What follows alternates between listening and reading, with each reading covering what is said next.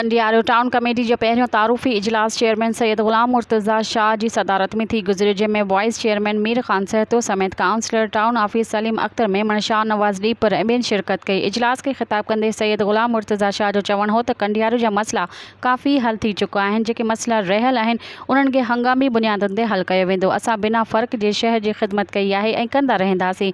मुंहिंजी ऑफिस जा दरवाज़ा शहरियुनि लाइ हर वक़्तु खुलियल आहिनि।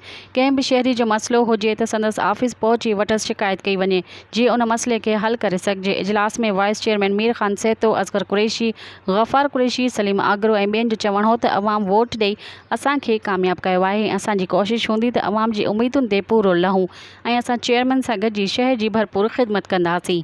मज़ीद ख़बरनि ऐं तफ़सीलात लाइ विज़िट कयो असांजी वेबसाइट www.awamiNewsHD.com ऐं ॾिसंदा रहो अवामी न्यूज़ HD।